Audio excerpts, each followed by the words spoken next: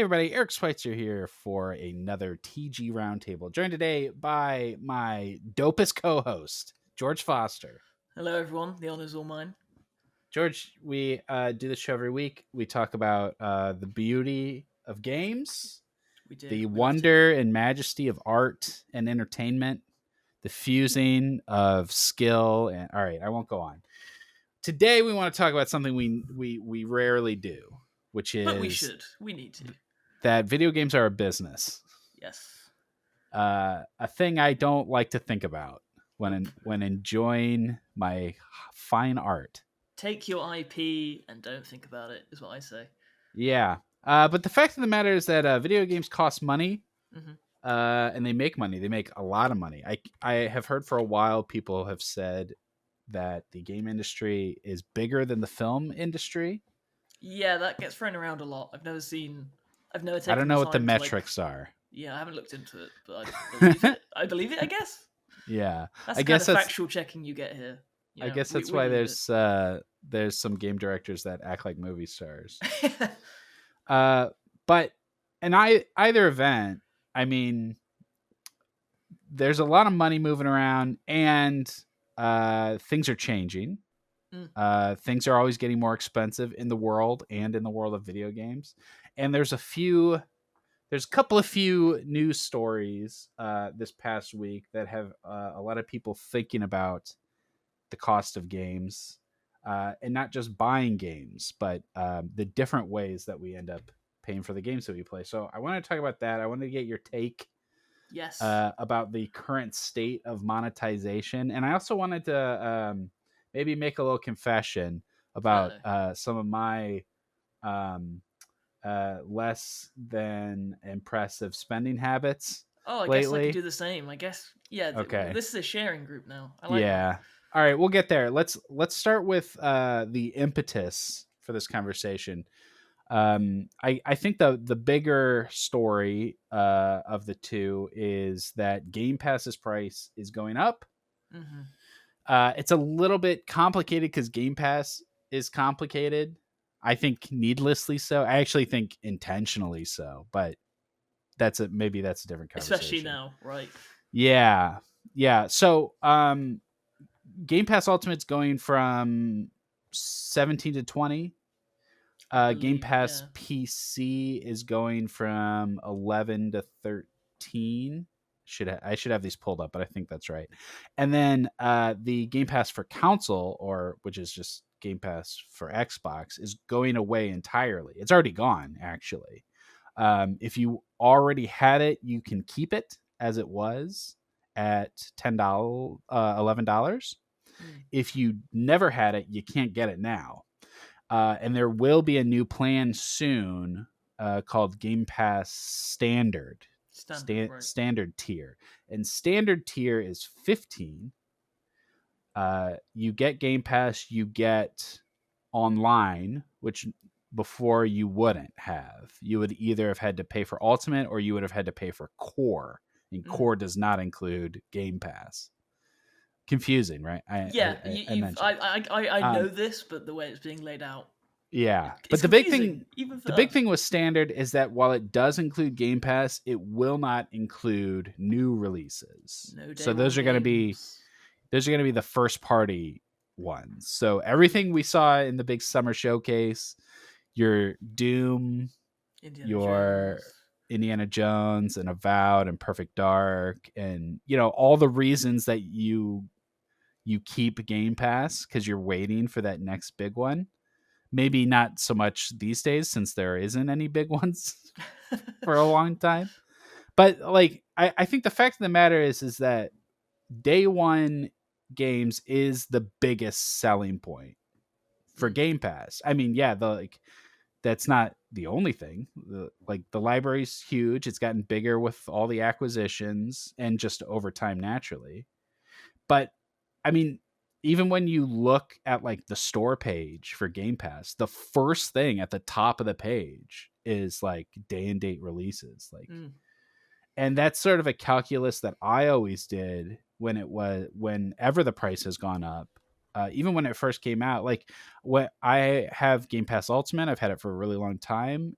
Was $17, and I was like, okay, if I play 4 new releases a year, that covers the cost of it. That's sort of like the boy math that I do. Boy, man, I love it. When I think about that subscription. But now, like, I I have an idea of what they're trying to do with standard, but what is your take on this whole thing? I mean, it's tough. Let's start with a bit of George positivity, as I like to tend to do. It doesn't devalue a lot of what Game Pass is. I mean, it is the day one games, of course it is, but if you're still a more casual gamer, you buy the Xbox Series S, you just want a bunch of games to play, you know, it's still a really good option. You still have that massive catalogue. These games are still eventually coming. So on that end, there are people who are like, Game Pass has no value anymore. I don't agree with that. I think there is still value, but to a specific audience of people. I am not one of those people. I'm not using it to play a bunch of games that, like, from way back. I'm using it because I want to play the newest stuff on day one. If I'm not buying it myself anyway. So, I don't know. It's a weird move. I feel like Microsoft has put themselves in a really weird place with Game Pass for a long time now. They've made it their priority. For a while, it seemed like that was a great move. It was confusing how it made money, but it was still a big draw. Like, it was the leg up they had over PlayStation. But, there's only so many subscribers in the world. It will plateau eventually. And we've reached that point for like a while now, especially with Xbox not having any games to really push out there. They haven't had games that made people go, oh, I'll get Game Pass for that. They've just not really had much. So I find it kind of confusing in a time when they're about to have quite a lot of games. Like this year, especially the second half of this year, is actually going to be pretty strong for Xbox. This would be, a time where you'd expect to see people get Game Pass to get Avowed and to get Indiana Jones. And instead, now it's just not happening. Like, and there's a price increase. It's just like the latest in a series of awfully thought out moves. They're just incredibly bad optics for Xbox. I don't even know how they do it. Like, yeah, I definitely want to get into what this means for Game Pass. I think that's what the armchair video game business analysts at large have been doing over the last week, and I have some thoughts. As far as like the actual new price tiers, to me it's kind of just one of the oldest tricks in the book. It's no different from why things cost $19.99 instead of $20. It's about perceived value. And this standard tier is a significantly lower value than Game Pass Ultimate for a marginally lower price. It's just like when you go to the movies and the large drink is only 50 cents more than the medium drink, and the medium drink is $7. Yep. They make something that is overpriced and low value so that the thing that's just a little more expensive seems like a really good value. Yeah. Because what they want is people to be on Ultimate, and they've said most people are on Ultimate. I don't know the breakdown. I don't know if that's going to be true. I feel like most people who care about games a lot, it's going to be true. But if you're just playing like Call of Duty every year, like if you're that kind of gamer where you're more casual and not keep up with every release, I don't see why you would be on Ultimate until now. And now you will have to be on Ultimate. Yeah, so exactly. Yeah, because when Blop 6 comes out, you will get it on Ultimate, but not on Standard. Yeah, so I mean the simple breakdown is that there used to be an $11 tier that was perfectly fine for people that just have an Xbox. And then there was a $17 tier that you would really only get if you wanted to play on your phone as well, or also on your PC. If you wanted cloud stuff, then you'd get Ultimate. Because all the other stuff, all the DoorDash discounts and the Discord, whatever, nobody cares. Whoa! I use DoorDash all the time. That's how I use it. That's not moving. Use my DoorDash. Those incentives were not moving Ultimate. Absolutely not. Subscriptions. So yeah, so that's the way it used to be, and now what you have is a $15 tier that's not suitable for anyone except this very niche group that only has an Xbox, doesn't want to play new games, but does want to play online. Yep. Like who is that? It's someone who's looking up the price of a PS5. I tell you that much. That's what they're doing. And so they're like, let, I don't want this $15 one. I guess I'll get the $20 one that at least now I can play Indiana Jones. And then it's like, okay, $20, 20, 40, 60 is a new game. If I can play 6 new games a year, like. Yeah, I mean, it works, right? Like that is enough for me. In honesty, thinking, it's only like a fiver more, fine. I knew a price increase was coming. I think we all did, especially with Activision Blizzard and Blops and stuff. Yeah. I think for me, the real conniving part of it is a few days ago I said to myself, right, I'm gonna cancel my Game Pass. I don't use it enough. It's just there. Like I just buy most of my games anyway because I like to have a physical copy if I can. And the process of doing that, of cancelling Xbox, it was like one step more than I was up for doing. So I still have Xbox Game Pass. It's laziness, and that's exactly it. Like Yeah. the minor price increase, the complication of this whole system where it's like, what do you get with each tier? It's honestly easier for most people, even myself, a somewhat professional, to just say, I'll do it another time. Mm-hmm. Yeah. And I also think the whole grandfather clause is another manipulation too. Because people like for many years I sold cell phones. And people would get on these old plans that you can't get anymore, right? This would happen every day, all day, every day. People would come in and they'd say, I need a new phone, but don't change my plan. Don't touch my plan. I have a grandfathered plan. And the psychological trick is that they've been convinced that their plan is so much better than what's out there. And that may be true, but it makes them stuck on that subscription. They're not even thinking about switching to AT&T or Sprint because their grandfathered Verizon plan, they can't get it. So it's like this almost a FOMO thing. So now you have everyone who was on Game Pass for Council before who maybe would have it some months and not other months. Well, now they will never cancel it. Exactly. Because they have this grandfathered plan. So it's a win-win for Microsoft, right? Like either people upgrade to the more expensive one or they have customers for life who are too afraid of ever canceling and losing their grandfathered plan. Or option C, too lazy. That is absolutely or the George effect. Yeah. I'd love to know out of curiosity because the move, like, I'm not as aggravated by it as some people are because I don't really play Xbox that much. So it's just like, okay, another bad decision, fine. Hi-Fi Rush 2 is cancelled, I'm already hurt enough. But I have to wonder how many people are legitimately cancelling over this. The people who aren't lazy, the people who don't care that much about the grandfathered plan, like, how many losses do you think Xbox is going to get hit by this? I don't know. I mean, I did. It's at least only one. Not out of protest, but out of like, I read it and I started thinking about Game Pass and I started thinking, man, I really haven't been using it. I might as well just cancel for now. I was on Ultimate, it's going up for me either way because I play on PC. So just by virtue of being in the headlines, it got me to cancel just because I need to save a little money. It reminded you. Yep. Yeah, it reminded me I needed to cancel that. But what are your thoughts on like what this means for Game Pass? Because to me,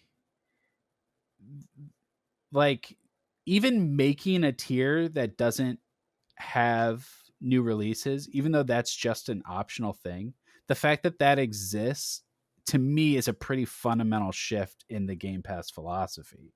Yeah, it's deprioritizing it, right? Like that was besides the value for money back catalog thing we've talked about. Like the other big thing was the day one games. I have to wonder, is that just because they don't, they're sick of getting all this crap about how they have no games? They're like, fine, no day one games either. Like maybe it's getting ahead of that, but at the very least, it's what is Xbox anymore? At this point, it's every few months we're talking about what's changed, I where they're know. heading, the new direction. Yeah. I don't know, because I would prefer it if the Game Pass offers a lot for a lot of people. I would prefer it if it was just they just made games more and it was simpler. Yeah. That's just Yeah. me, but The narrative in my mind is that at the beginning of Game Pass was Xbox. It mm, was the future of the business. Everything was Game Pass. Play anywhere, any games.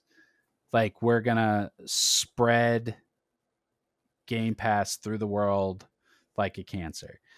And this, where we're at today with these changes, to me is Microsoft stepping on the brakes a little bit and being like, okay, this is part of our business, but it's not the whole thing. mm, Um, we're not going all in. We're not being value first. Like, I mean, I I have little doubt that Game Pass is still the best value of absolutely. any game subscription service. Even with these Um, changes, that's true. even with these changes, but I think like we're at a point where I think what this communicates is that Game Pass is not growing, and that it is falling victim to what every single subscription service falls victim to, starting with Netflix and moving forward through all the streamers, is that you hit a point where you're not growing anymore, and all of the promise of, well, we'll get the subscribers and then we'll figure out how to make money, uh, like the bills come due, Yep. and so now the plan has to change. It's a little wild to me that it's happening so late though. Like there's a part of me that's I think we've all predicted this happening eventually. Like Game Pass just didn't seem sustainable. Like Xbox would say all the time it was making money and it was a really big deal for it, but we've it's always been hard to track those figures and to actually know how much Yeah. benefit Xbox gets out of that. So eventually something had to change, but I just feel like straight after you've done this Activision Blizzard deal and changed optics there, and then you've killed off some beloved studios and changed optics there, and then you've just kind of set the stage for a better year. Mm-hmm. Like just shut up for a minute, just have like 5 minutes where people like you. Yeah, there's definitely a line to draw between like this will be the first Call of Duty on Game Pass and, oh, by the way, Game Pass costs more Yep, now. yep, that has to be Um, part of it, 100%. Like yeah, there were the rumors for a long while about there being a separate tier just for Call of Duty, right? and there sort of is. Yep, Yeah, it's I definitely think made an effect. I think ultimately like this moment is the inflection point where Game Pass stops getting more value and just starts getting worse and more Mm, expensive. yep. I mean, it's going to get new games, it's going to get good games, it's going to keep going, but it's never going to be better than it was before, No, you know? it's going to be deprioritized for Xbox, I believe, Yeah. and maybe it has Yeah. to be. I don't know. I don't know what this. I sincerely wish I had an idea of how Microsoft could make a comeback, be seen as doing well. It just seemed I'm just kind of tired of it. Like I've never been an Xbox defender, but I don't know. I hope they figure it out. I hope this is anything good for them. I don't think it will be, but I kind of see Game Pass setting the stage for Steam to do this. you Not think? anytime soon, but someday when Steam does this, people will be a lot more receptive to the idea of Mm. a Game Pass, and no one will be able to compete with Steam. It No, just if anyone can do it, it will be it'll Steam. just take over. Yeah. I mean, Yeah. that would be embarrassing. So then the other major one before we get into our confessions, Mm. um, is this Apex Legends thing. Are you caught up on this at all? No, run me through it. Okay. Apex Legends Battle Pass, $10 a season, Mm-hmm. but if you finish the previous Battle Pass, you'll have enough Apex coins to pay for the next one. It's the Fortnite model, right? Fortnite model, it works. Yeah. The battle passes are a outrageous grind. Uh, Always have been. It works on the star system. So you'll have your daily challenges, and depending on the difficulty of the challenge, you'll get a certain number of stars, and then you need 10 stars per level or something like that. Got it. So you can play all night and maybe get one level, and it feels horrible. And the battle pass is full of junk, like most battle passes. It has trackers, which is like a thing you put on your banner that has a specific stat Oh, that'll be Multiverses very does that. very specific. Yeah, It'll I be hate like that. headshots on this map in this town or something like silly. And then honestly, like and this is just personal opinion, but like the skins just aren't very good. Like No.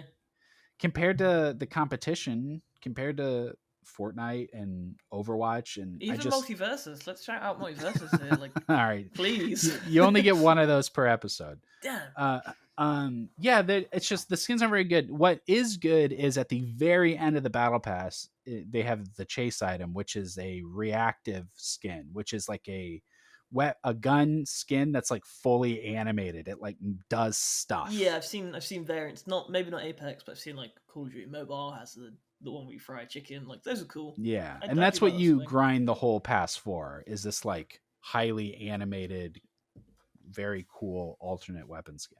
Okay, 110 levels. So here's the new battle pass. They are splitting it in half. So in competitive Apex, both like esports and just in the ranked mode, you have a season split. Mm. So the first half has like you play on these maps with this rule set, and then the second half it's switches. Now there will be a separate battle pass for each split. They'll Alright. be half as long, but you'll get the same stuff. So instead of 110 levels to get stuff, it's 60 levels to get the same stuff. So in the same time frame of a season, you'll get twice as much stuff if you do both battle passes. Each battle pass is $10. Oh. And the kicker, you No cannot coins. use coins. You Oh must no. pay cash. Oof. Okay. Yeah. Yeah, I have as you've started explaining it, I remember seeing this pop up. I'm not big into Apex, but I have seen the reactions. How do you think people And feel about that? oh my god, I'm mad for them. That's Yeah. Yeah. the thing is with Fortnite and multiverses is that it's kind of a self-sustaining economy in a way, right? I'm gonna say that and sound smart, but what I mean is that you pay the money into the battle pass, and then you basically get that money, not quite that money, but you get enough money back to keep going if you keep using it. Obviously, Uh-huh. I personally never do that. I get the Gleamium or the V-Bucks, I use them to buy other skins and stuff like that, but it still feels like your time is more rewarded the more you spend in it. You're paying, maybe let's say $10, and you're getting that, and then you're slowly getting more stuff out of it no matter what. But you could use that money to just keep having the battle pass every time, and then you've constantly got stuff coming. And that's just how it works. That's just how it should work. That's a sensible way of doing it. Again, I'm not great with money, so I'm not really sure on the logistics there, but Well, it seems to be good. Let me illuminate you, because this is another dark pattern. Okay, if you buy one battle pass and you earn all the other battle passes forever, how does Epic make money? Or WB? True. How do they make any money? Okay. Well, I guess you hope that there are fans who are buying your cool skins. Right. So you only can get the next battle pass if you grind hard, right? Mm-hmm. If you're grinding hard, you're playing the game a lot. So they've got you. You have to keep playing or you're losing money. If I don't finish this battle pass, it's going to cost me $10, right? Right. So, now I'm trapped in the game, which is step number 1. the engagement, okay? Then the longer you're playing, the more likely you are to buy stuff because you're in it. And you feel like you just said, you feel like you're earning. Mm-hmm. You feel rewarded for playing. So now you want to reward yourself by buying that classic Batman skin that's $20. Oh, don't start, but yes, I know what you mean. So Fortnite and to an extent multiverses, I hate giving them credit. Fortnite can do this because Fortnite can afford to give the battle pass away. One, because it keeps the people in the game, and the longer you're in the game, the more likely you are to spend money. But two, because the stuff they have to sell is Batman and Rick and Morty, and I'm saying multiverse of stuff, but it's actually it's true for Fortnite as well. So yeah. It's every character ever. It's every IP, no matter what you're into. They've got Goku. Yep. They've got Ariana Grande. They've got all your fate. They got Nick A30 and like whatever it is that you like, Fortnite has it. So does Apex not have crossovers and stuff like that? They've had Final Fantasy, one. Right? They had the Buster Sword. Yeah. That's it. That's all they've ever done. Yeah. I mean, I half applaud not feeling the need to do that, but they do feel the need to do that. so that's the thing, is that Fortnite can give the battle passes away because the stuff it has to offer people really want, and they have infinite money too, so it wouldn't even matter. Yeah. But I think Apex is in competition with Fortnite, no doubt. But it isn't super realistic to think about those games in competition with each other on a business level. Because like in reality, like you may think that these are two battle royales on the market, but in reality, I mean, like Epic or Fortnite is like Amazon, and Apex and every other game is your local bookstore. Like they really are not on the same level. I let's think of it as the battle royale part of it, because for a second I even forgot that's part of Apex. It's less that's the comparison point. I guess for me, it's more that they both have the battle pass, and they both use them in different ways. But I mean, like I say, I don't play Apex, so I don't know how hard the grind is as much from experience. I don't understand that side of it, but people are mad, right? Like this isn't going down well at all, I imagine. Yeah, so that's the thing. So I'm trying to make the point that we can't expect games to give away their battle passes just because Fortnite does it. No. Like Fortnite set a standard that everyone else is trying to live up to, and it's not super realistic. Clearly, because Apex had to stop doing it. At the same time, you can't change it afterwards. You can't give away a battle pass for free for years and then be like, no, never mind. No, what? That's crazy. I mean, also, Apex is EA, right? So I have a little less sympathy. Every chump that they're suckering like Ultimate Team money out of, I think EA's fine if they do that. I understand what you mean in terms of the business side of it, but God, that's rough. Yeah. So I think that the new battle pass is better, inarguably. I mean, it's all the stuff that was spread out over 110 levels you get in 60 levels, and they've taken out a bunch of the stuff nobody liked, like the trackers. Right. So the hits are more consistent. That doesn't mean that you'll finish it faster. Like it probably takes the same amount of time to finish 60 levels in the old pass as it does to finish 60 levels in the new pass, which is brutal. And you have half as much time to do it, right? Because it's 2 60 level passes in the time of a 110 level pass. So it's actually more work. That's 120 levels. So I mean, they have to, the real problem with the battle pass is they have to speed it up. Yeah. But yeah, regardless, like it's a horrible look that specifically punishes the people that play the game the most and who are also the biggest online complainers.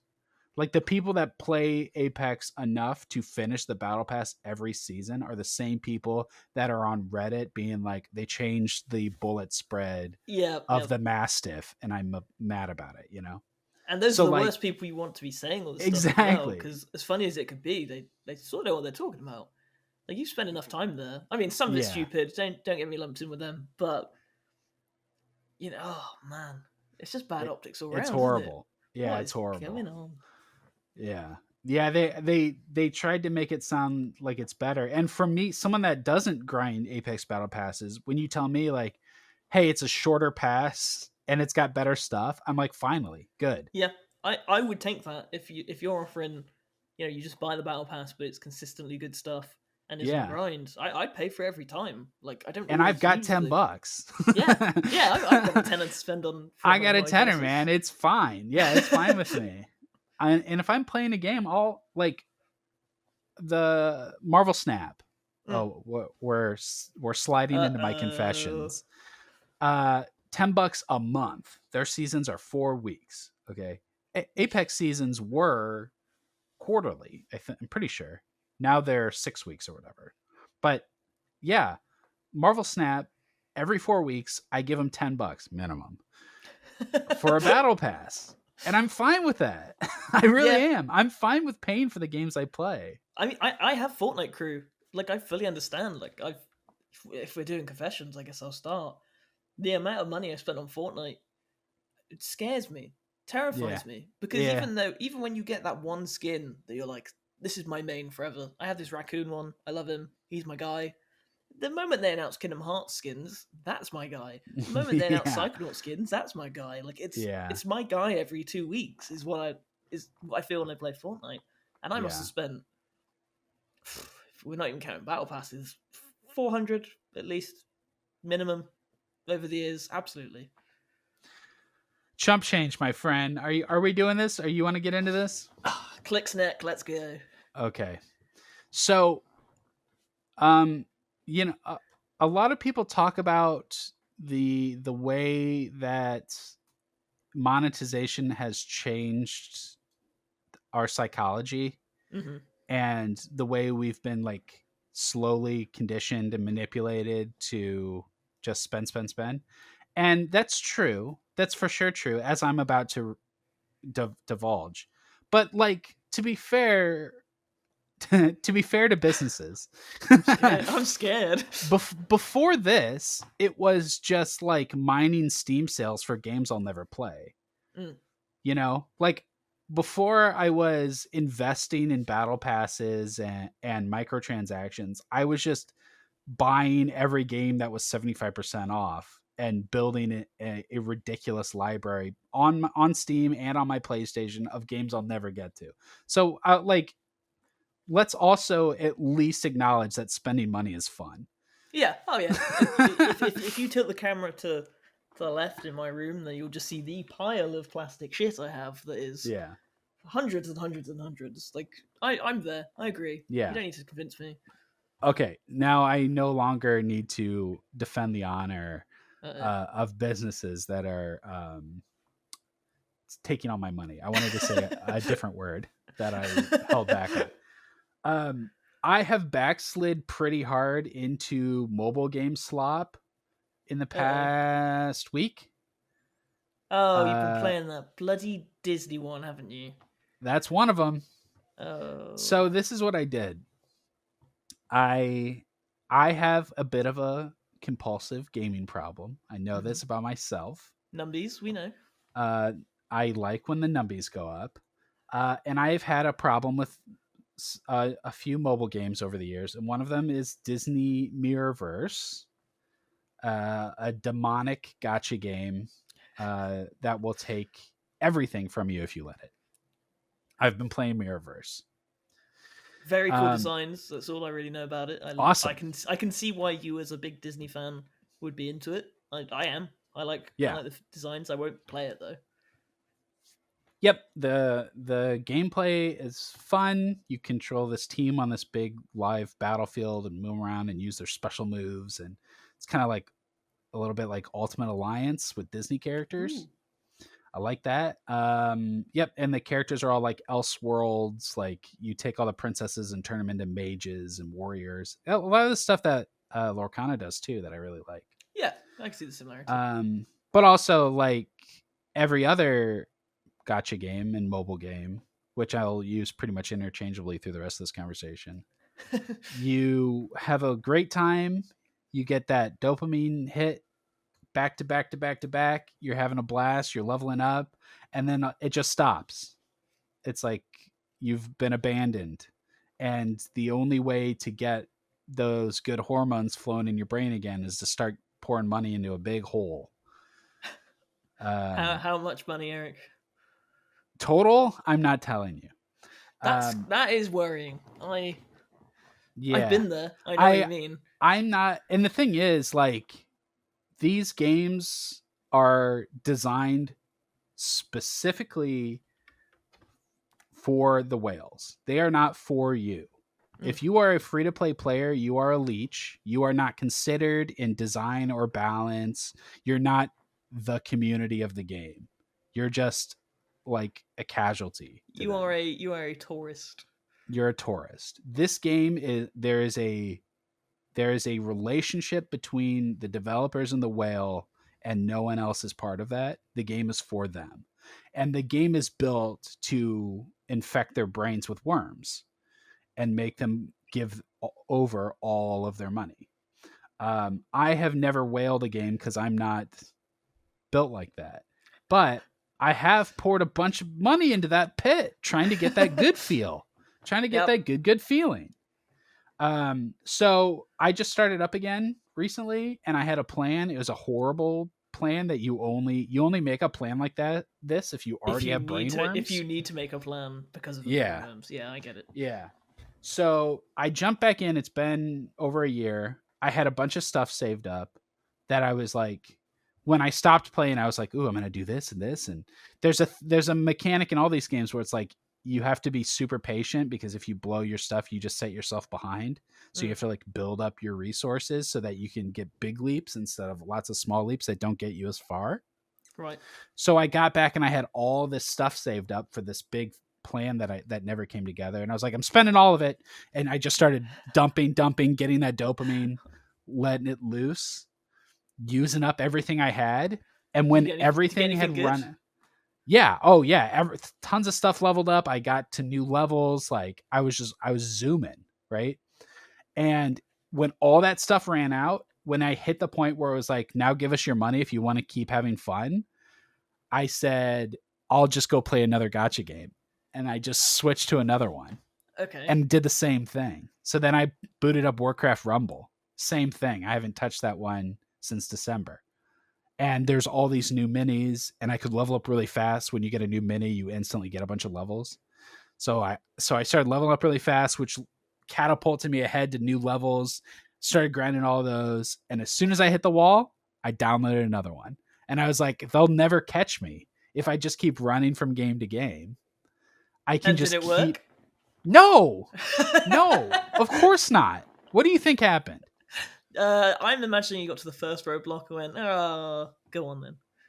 No, what happened is I now have 5 gacha games that are blowing up my phone all day, telling me it's time to collect my daily freebie, and I'm spending money on all of them. Oh, no. I'm buried under these things now. Okay, I've never been that bad, but since we're in confessional. But Disney Pixel Adventure. Oh, that looks good though, doesn't it? That's gonna solve all my problems. Yeah, what I need Kingdom is a Hearts Missing 6th Link one. will solve mine, you know. Kingdom Hearts Missing Link and Disney Pixel Adventure, I think it's called. It's just Disney Pixel. If I could just get a couple more going. Yeah, I'm sure there'll be like other Disney ones as well. I'm gonna get back into Diablo Immortal. That's the next one. I'm already Pokemon as well. Go and Sleep. So I'm on Go. I'm on Monster Hunter now. I'm on Mirrorverse, Warcraft Rumble, Marvel Snap. I just need a couple more. I'm laughing, and it's like a concerned laugh. Oh yeah, you should be concerned. Yeah, I'm taking B12. Concerned. It's fine.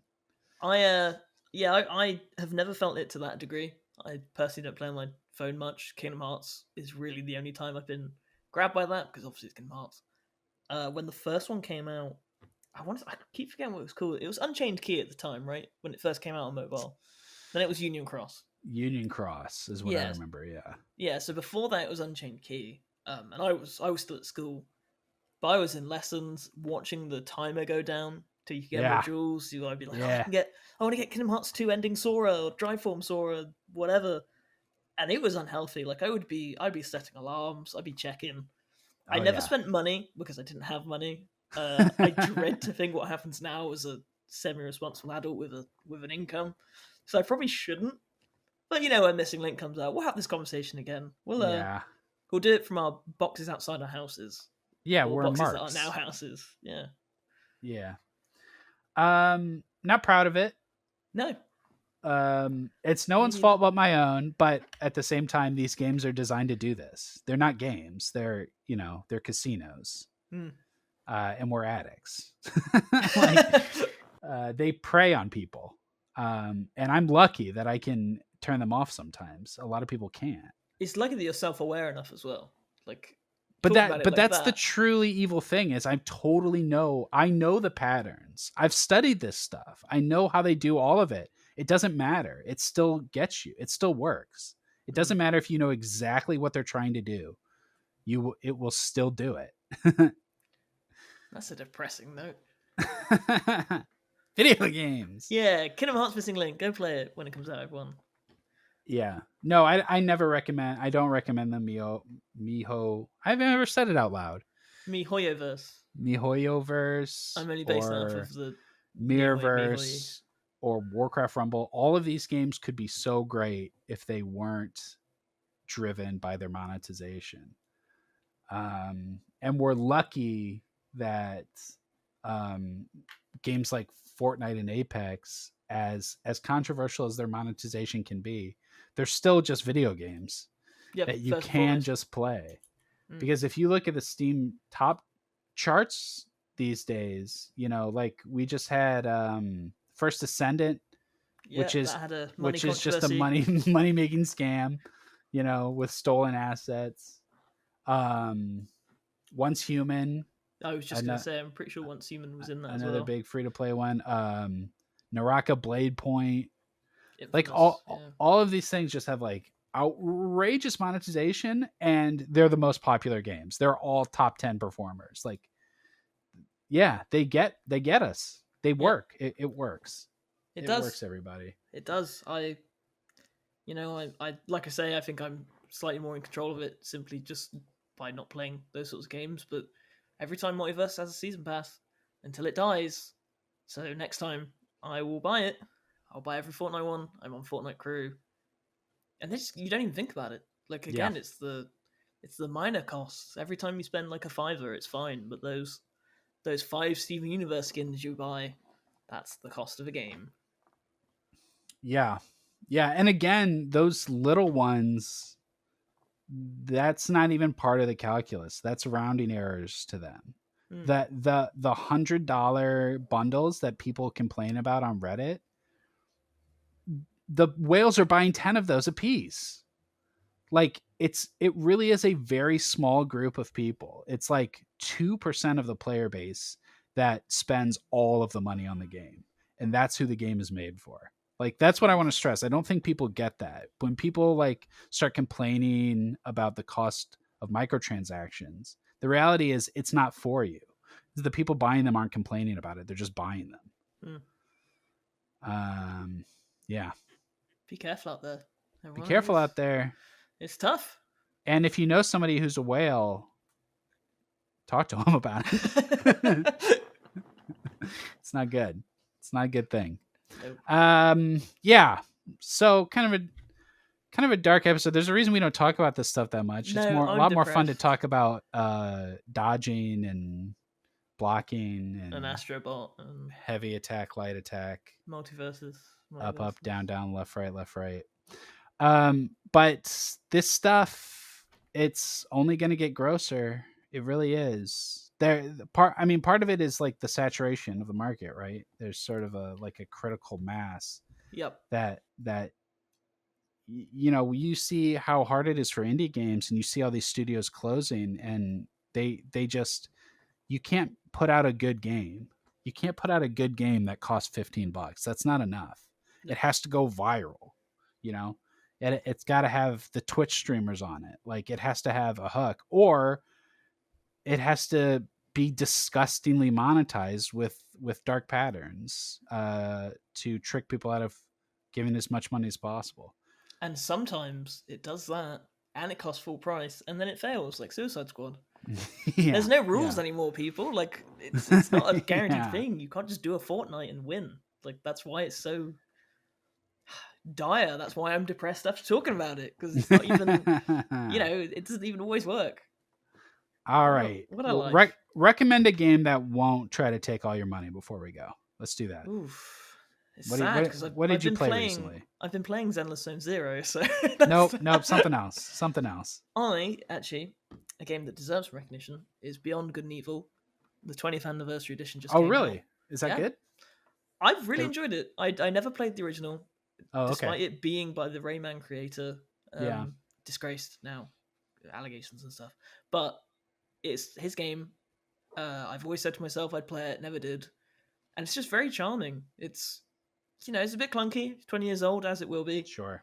but it's full of heart, full of like the world. I think is the most impressive thing. I'd heard this for years that Hillis was this place that people wanted to see more of. I was like, okay, it's just because it's IP, you want to see a sequel. Well, I get it, but whatever. But no, this world is awesome. There's so much to it.